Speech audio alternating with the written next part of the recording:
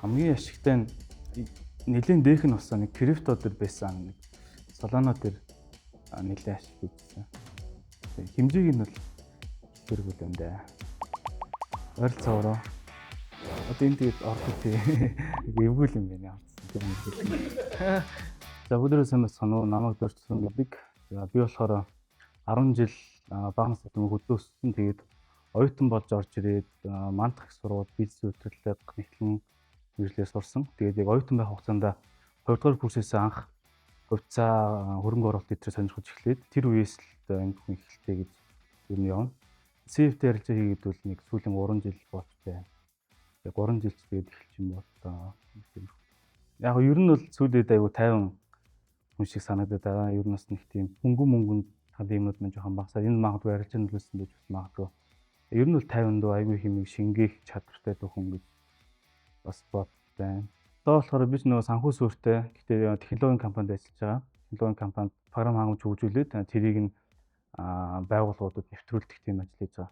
Ажилтнууд ч гэсэн ер нь суудаг ажил. Тэгээд арилжаа энтер хийхээр ч гэсэн ер нь ихтэй суун. Тэгээд нөгөө бас цагаа үйл ер нь жоохон актив юмнууд хийхийг бол ер нь зорддог. Дасгал хийх, дугуй унах. Сүүлийн үед нэг буудлага энтер бас хийдэг болсон. Тиймэрхүү юмуд хийгээд байж байна. Том зорилгоо ч нууцах бай гэх. За ер нь л яг арилжаатай холбоод ярих юм бол одоо би удаан фандын данс дээр арилжаж байгаа. Тэгээд фандын газруудаас бол ер нь одоо Night-Trade-ийг Motfund байхаас нь бол арилжаж гисэн. Яг Motfund анх байгуулагдаад тэгээд би яг 10,000 насаас эхлээл 10-аад авсан, дараа нь 25-аад авсан, тэгээд 50-аад авсан, тэгээд 100 гэд ингэ явж байгаа. Энэ мэн ингэ цаашаа доктортой үргэлжлээд явах л юм зорилго юм даа. За зүгээр санаанд орсныг л хэлчихээ та. Би яг нэг аюу гоё нэг стартап болохыг бодож байгаа доо. Ер нь л авах юмнуудаа авах юугаа ботцсон байгаа. Ер нь л авахд бэлэн болцсон. Бараг маргааш гарч авах. Нэг тийм гоё стартап болохыг гэсэн бодолтой юм. За яг арга барилын гүч нэг зөндөө талын юмуд алддаг. Тэгэхээр таад магадгүй нөгөө нэг шинжилгээний арга барил тайм фрейм мэтрийг асуудаж ийж магадгүй. Тэгэхээр шинжилгээний арга барил юм бол хуучин мөлийнх нь pattern support resistance ингээд татаал арилждаг байсан. Одоо болохоор би ер нь бол зөвхөн лайнууд татаж арилждаг. Сүүлийн үед нэг арилжааны багт ороод тэгээд бид нар бол тусдаа арга барилаар нь арилждаг. Ер нь нэг их хүн мэдэхгүй. Тийм нэг арга барил байгаа. Цагийн үед болохоор янз.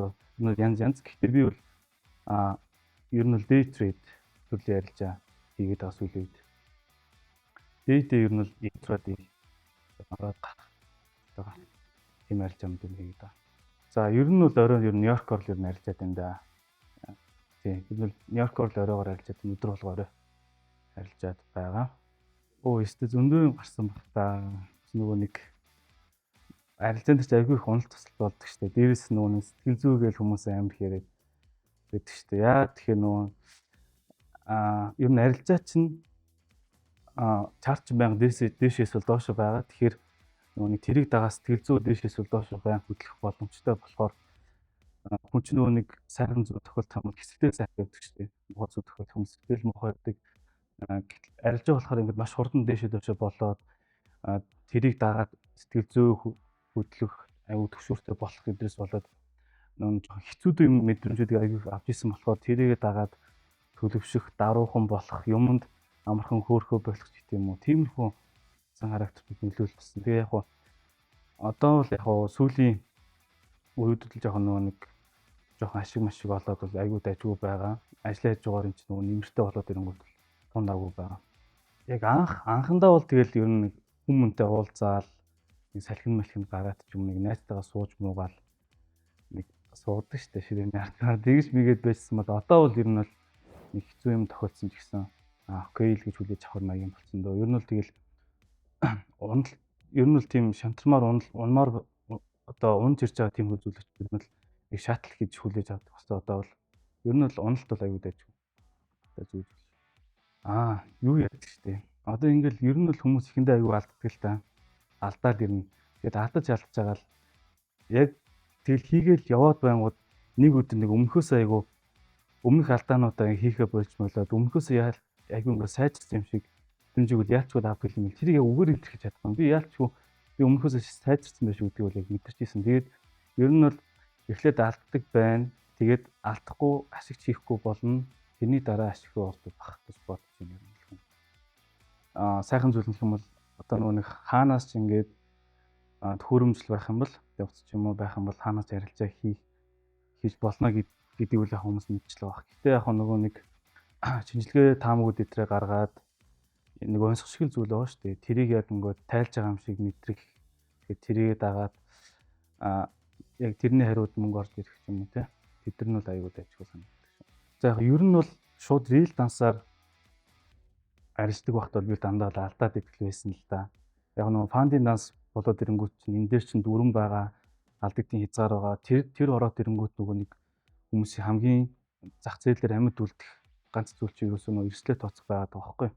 Одоо байх зүйл нь тэрийг ядаж боддог болно. Өдрийн алдагдлаа бодонгууд тэрийг ядаж боддог болно. Тэгээд цаашаа өөр одоо эрсдлүүдэд тооцох юмнууд маань орж ирнэ.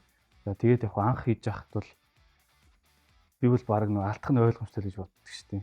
Хүнийг заална. За тэгээд хэрвээ чиний арилжаа чинь болохгүй байх юм бол лото басгаад үзээрэй гэж хэлмээр байна.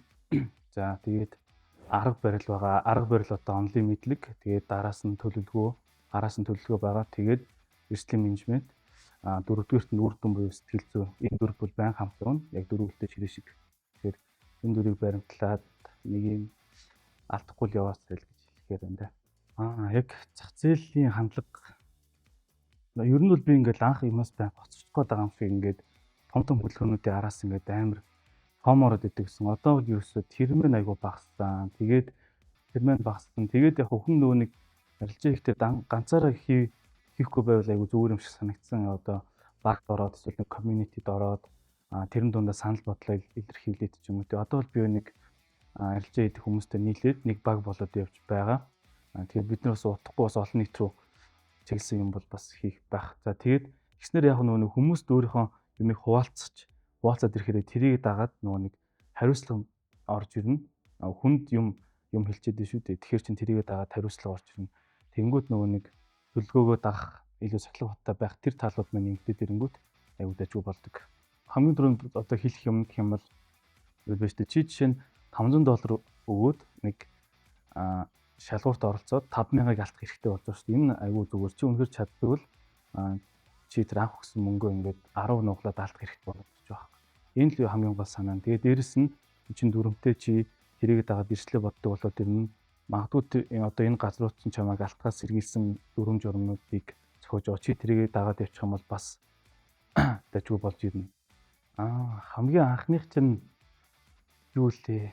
Яг хэмжээг нь санахгүй байна. 1000 зангал. Хамгийн анхных бол би нэг мотфанд байхад би бол 10,000 насаар ашиг татчихсан. Тэгээд тэгэхэд бол ер нь бол амар гоё байсан. Би тэгээд ганцаараа ямар ч амар хоол аваад байсан. Тийм. Яг хөө амралтын өдөр байсан санагдчихээн. Нэг $8,000 орчим байсан. Крипто дотор хийсэн. Тэгээд мэдээж гоё л байсан л та. Гэхдээ яг би нөгөө нэг бас нэг ашиг машин дээр нэг бас нэг амар хөөрөө тахаар болсон. Өмнөхөд бол бас тийм болсон мөлий. Тийм дайжгүй л гоё байна л гэж бодсон шүү дээ гоё дээ. Тийм.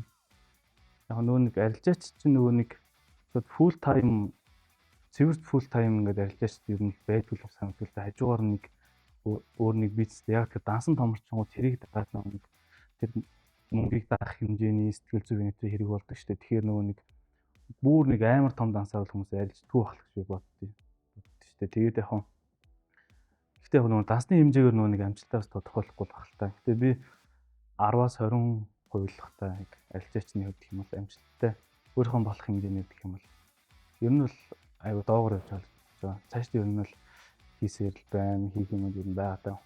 За арилжаачтай гэх юм бол ер нь бол анх хэлж байгаа ч юм уу өөрийнхөө төвшин хүмүүс л ер нь хамжилттай. Тэг хэрвээ чи баг данстай бол фандын гацуудыг сонирхоод үзээрэй. Тэгээд фандын дансууд амжилтад аваад ашгуудад татаад тэгээд тэр хэмжээний рил данстай болоорой л гэж хүсье да.